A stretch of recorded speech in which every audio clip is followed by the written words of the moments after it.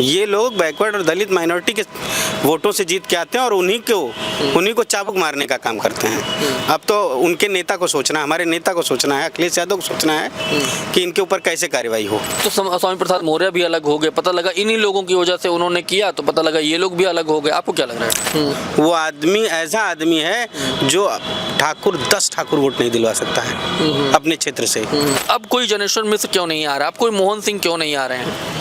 तो जहाँ समाजवादी पार्टी से ब्राह्मण कैंडिडेट हो, अगर वहीं आज की डेट में सबसे मजबूत पार्टी बीजेपी है, बीजेपी का अगर ब्राह्मण प्रत्याशी, तो देख लीजिएगा परसेंटेज निकाल के 5% भी सपा को वोट नहीं जाएगा। स्वामी प्रसाद मौर्य का क्या रुख लग रहा है आपको? क्या वो दोबारा पार्टी में वापस आएंगे? अब तो उन्होंने पार्टी भी बना ली है अपनी। अब अखिलेश जी सोच रहे होंगे कि असली दुश्मन और असली गद्दार कौन था, लाभ लेके कौन चला गया। मैंने तो रिजाइन कर दिया। ये जितने 5-6 निकले हैं ना, ये घेरा बना के मानसिक रूप से अखिलेश यादव को ये बताना चाह रहे थे कि नहीं नहीं, आप पीडीए की बात मत करिए, आप संविधान की बात मत करिए, आप मंडल कमीशन की बात मत करिए, आप सबकी बात करिए, आप सबके नेता हैं। मैं तो कह रहा हूँ बड़ा अच्छा हुआ ये सब गए। अखिलेश जी को सोचने का पूरा वातावरण मिलेगा।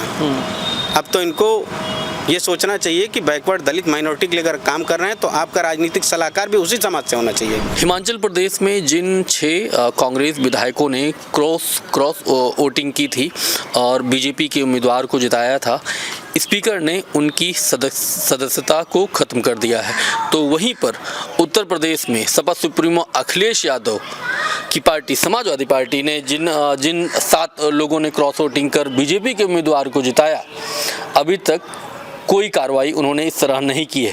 मतलब एक ही दिन की घटना है दोनों तरफ कि आप देखिए कांग्रेस ने जिस तरह आगे बढ़कर उन 6 लोगों की सदस्यता के खिलाफ स्पीकर से शिकायत की, वहीं पर अखिलेश यादव अभी तक मनोज पांडे और जो उनके साथ में जो लोग गए हैं, जिनकी अंतरात्मा जिनकी कह रही थी इधर उधर कूदने फादने की, उन पर अभी तक अखिलेश यादव ने कोई कार्रवाई नहीं की है।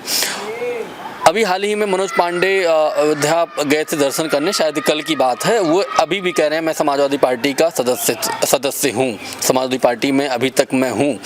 तो ऐसा क्यों है? क्यों अखिलेश यादव तमाम जो निर्णय हैं जो उनको लेने चाहिए, जल्दी लेनी चाहिए, जिससे कि लोगों में कार्यकर्ताओं में एक संदेश जा सके, वो नहीं ले पाते हैं। वहीं पर आप देखिए जिस तरह बहुत जल्दबाजी उन्होंने स्वामी प्रसाद मौर्य के बयान के बाद जब ये खबर आई मीडिया में कि उन्होंने अपनी पार्टी बना ली है, तुरंत दूसरे दिन बयान देते हैं अखिलेश यादव।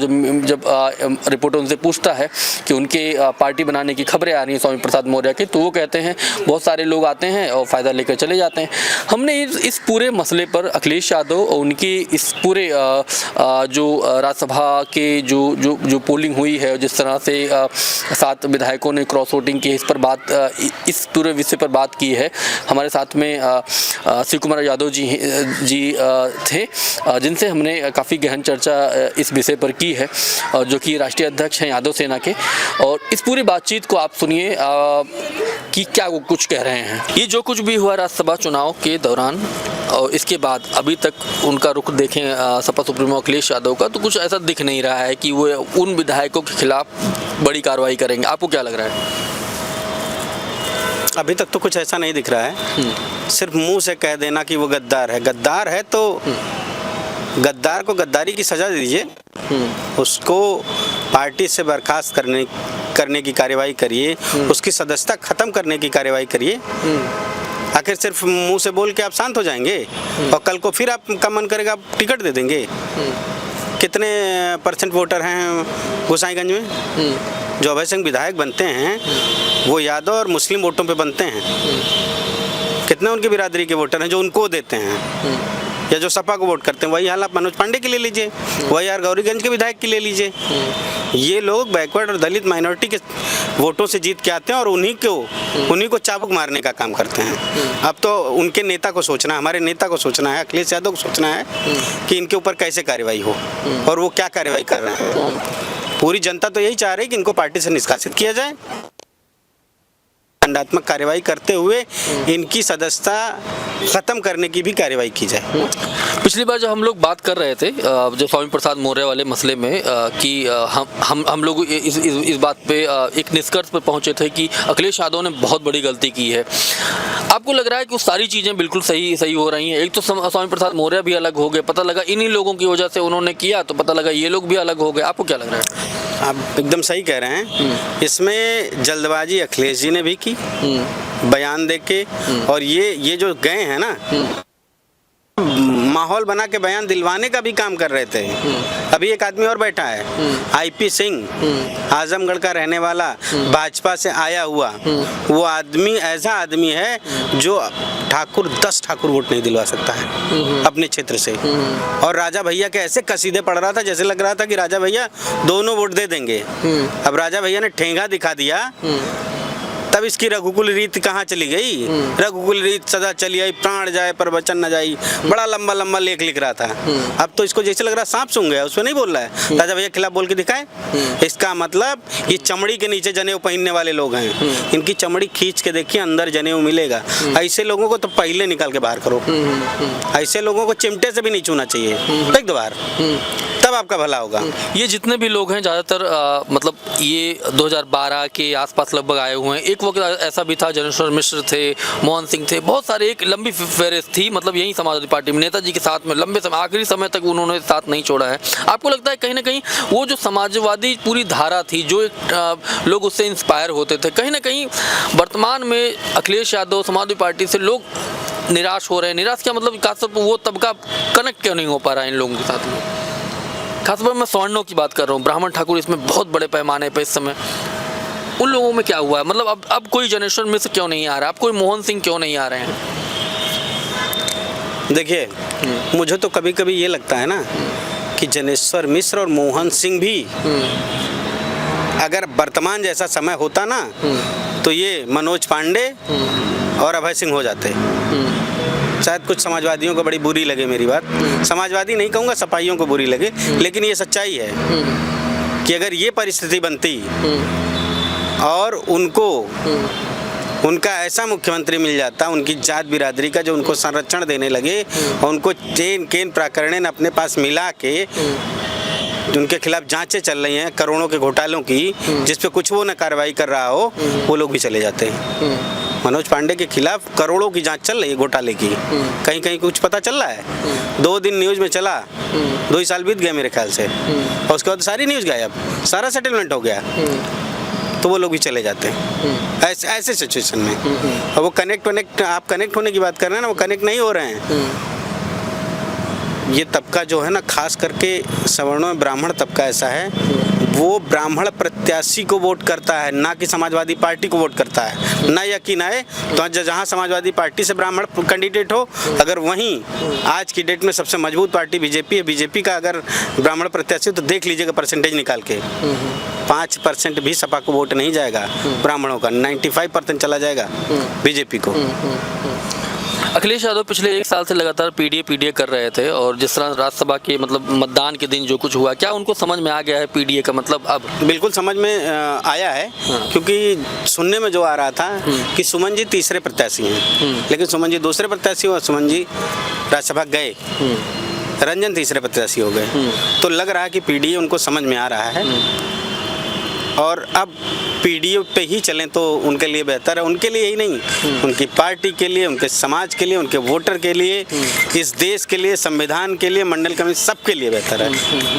स्वामी प्रसाद मौर्य का क्या रुख लग रहा है आपको? क्या वो दोबारा पार्टी में वापस आएंगे? अब तो उन्होंने पार्टी भी बना ली है अपनी। देखिए, रुख क्या लग रहा है कि वो अभी जिस मुहिम पे वो काम कर रहे थे उस पे कर रहे हैं। हो सकता है कि वापसी भी हो जाए, हो सकता है कि कांग्रेस और सपा के समझौते में उनके कोई सीट दे दी जाए लड़ने के लिए, क्योंकि वो बार बार ये कह रहे हैं कि हम पीडीए के साथ हैं, हम इंडिया गठबंधन के साथ हैं। तो हो सकता है, क्योंकि ये जो हुआ इससे वो भी कह रहे हैं कि सारे जो साजिश करता थे उनके चेहरे बेनकाब हो गए। अब अखिलेश जी सोच रहे होंगे कि असली दुश्मन और असली गद्दार कौन था, लाभ लेके कौन चला गया। मैंने तो रिजाइन कर दिया, पद से रिजाइन किया, विधान परिषद सदस्य से रिजाइन कर दिया, और ये सब अभी तो सारे के सारे विधायक बने बैठे हैं, तो लाभ लेके तो वो गए और लाभ लेते रहे हैं जो। आपको क्या लग रहा है ये जो इंसिडेंट पूरा हुआ है कहीं ना कहीं बहुजन समाज में और सवर्णों के बीच में जो 85 बनाम 15 की लड़ाई है और ये काफ़ी लंबे समय से चली आ रही है, आपको लगता है अखिलेश यादव अब इस पर काम करेंगे और इस पूरे लोकसभा चुनाव में कितनी सफलता उनको मिलने वाली है? देखिए, ये लड़ाई जो है ना बहुत दिनों से चली आ रही है। नेताजी लड़े, शरद जी लड़े, लालू जी लड़े, मान्यवर कांसीराम साहब लड़े और अब ये नई पीढ़ियां भी लड़ रही हैं, उसमें स्वामी जी हैं, अखिलेश जी भी लड़ रहे हैं और सबसे बड़ी बात कि राहुल गांधी भी लड़ रहे हैं, है ना। राहुल गांधी भी पीडीए की बात करते हुए और उस लड़ाई को लड़ते हुए दिखते हैं, क्योंकि ब्राह्मण होते हुए उस आदमी को, है ना, मुस्लिम घोषित कर दिया गया है, अछूत बना दिया गया है। लेकिन उस आदमी के अंदर इंसानियत है, मानवता है। वो आदमी कहता है कि जो उपेक्षित हो उसको पहले हिस्सा दो। पीडीए की लड़ाई भी यही है कि जो हैं उपेक्षित उनको पहले मौका दिया जाए। जो सबसे निचली पायदान के लोग हैं उनको सबसे पहले मौका दिया जाए। ऊपरी पायदान वाले तो हैं ही हैं, सारी सुख सुविधा वाले। जैसे शरद जी कहते थे कि क्या गांव की महिलाओं का परिवेश और शहर की महिलाओं का परिवेश बराबर है? जो 33% आरक्षण दिया गया महिला, उस पर वो कहते थे कि 33 नहीं 50% दे दो, लेकिन उसके अंदर भी आरक्षण होना चाहिए। तो आप ये तभी कर पाएंगे गांव की महिला के लिए और शहर की महिला के लिए बराबर। अगर संसाधन दे देंगे, बराबर मौके दे देंगे तो नहीं होगा। इनको विशेष मौके देने पड़ेंगे। गांव की जो महिलाएं हैं, गांव के जो परिवेश से हैं, जो कोटा, हाँ बिल्कुल, काफी दिनों हाँ संसद में वो उसी तरीके का मामला यहाँ पे भी है। आपने केंद्र सरकार ने बिना हो हल्ला के गुपचुप तरीके से EWS आरक्षण दे दिया, चुपके से, ठीक। एक दिन की भी लड़ाई नहीं लड़ी गई। और मंडल कमीशन लागू होने के लिए जिसमें 63-64% ओबीसी का हक अधिकार जो सुरक्षित हो रहा था, उसको देने के लिए बनने में 2 साल लगा, इम्प्लीमेंट होने में 20 साल लग जाता है और एक संस्तुति लागू होने में पूरी सड़कें पे आग और गोला दिखाई देने लगता है। फिर दूसरी लागू होने के बाद आप लोग ऐसा करते हैं जैसे लगता है कि पूरा देश बर्बाद हो गया। और कहाँ बर्बाद हो? इसके पहले का था। इसके पहले तो हजारों साल से आरक्षण आप एक विशेष वर्ग लेके बैठा था, पढ़ने पढ़ाने और शिक्षा पे वही लेके बैठा था। तब कहाँ था? तब क्यों हमारा देश गरीब रहा? हमारे देश पे इतने आक्रमण क्यों हुए? अगर आरक्षण दोषी है देश के विकास में तो ये सिर्फ झूठ बोलते हैं लोग। ये चाहते नहीं है कि लोग समझ पाएं। ये जितने 5-6 निकले हैं ना, ये घेरा बना के मानसिक रूप से अखिलेश यादव को ये बताना चाह रहे थे कि नहीं आप पीडीए की बात मत करिए, आप संविधान की बात मत करिए, आप मंडल कमीशन की बात मत करिए, आप सबकी बात करिए, आप सबके नेता हैं। कितने % सवर्ण और दलित जो सबके नेता हैं? आप बहुजन के नेता हैं, आप सवर्णों के नेता वेता नहीं हैं। आप बनने की गलती कर रहे हैं। जितने बार आपने बनने की गलती की, आपने त्रिस्तरीय आरक्षण कब ऐसी तैसी कर दी इनके कहने पे। त्रिस्तरीय आरक्षण आपने खत्म किया, क्या हुआ? उसका हर्जाना आप भुगते। 13 पॉइंट रोस्टर इन लोगों ने 200 पॉइंट रोस्टर हटा के आपसे लगवा लिया, जिसके दोषी आलोक रंजन है, जिनको आपने बनाया था, प्रत्याशी बनाया गया था। ये लोग जैसे लगता विशेष प्रायोजन से आते हैं कि ऐसा कर दो कि इनका समाज ही इनसे कट जाए, इनका दुश्मन बन जाए। और फिर धर्म की चाशनी इतनी बढ़िया सी है जिसको लेके लोग कर रहे हैं, क्योंकि देखो हजारों सालों से जिस परिवेश में आदमी जीता आ रहा है धर्म के नाम पे, भगवान के नाम पे, तो इतना जल्दी तो हटेगा नहीं। तो इनको इनके हक अधिकार से अवेयर मत होने दो, इनको पता ही लगने दो कि इनका हक अधिकार क्या है। जब नहीं पता लगेगा, इनको हक अधिकार मालूम ही नहीं रहेगा तो ये धर्म और भगवान के भरोसे रहेंगे, तो उनसे बरगला के वोट ले लो। यही काम कर रहे हैं और मैं तो कह रहा हूँ बड़ा अच्छा हुआ ये सब गए। अखिलेश जी को सोचने का पूरा वातावरण मिलेगा। अब तो इनको ये सोचना चाहिए कि बैकवर्ड दलित माइनॉरिटी के लिए अगर काम कर रहे हैं तो आपका राजनीतिक सलाहकार भी उसी समाज से होना चाहिए, तभी आपको अच्छी सलाह मिलेगी। अगर सवर्ण समाज का रहेगा तो नहीं मिलेगी, सबसे पहले। दूसरा, मैं एक रिक्वेस्ट करता हूं अखिलेश यादव जी से, समाजवादी पार्टी के कर्ता धर्ता लोगों से, कि समाजवादी पार्टी में एक विंग है जिसको प्रबुद्ध समाजवादी प्रबुद्ध सभा कहा जाता है, जिसका राष्ट्रीय अध्यक्ष यही मनोज पांडे था। और इसके मुख्य पद जिले लेवल के, प्रदेश लेवल के ब्राह्मणों को दिए जाते हैं। ये परिपाटी खत्म करिए। ब्राह्मण जन्मजात पैदा नहीं होता है विद्वान, सारे समाज में विद्वान हैं। अगर विद्वान ना होते तो बाबा साहब दलित समाज के होते हुए संविधान न लिखते और ओबीसी समाज से आने वाले बीपी मंडल कमीशन न लिख पाते, है ना।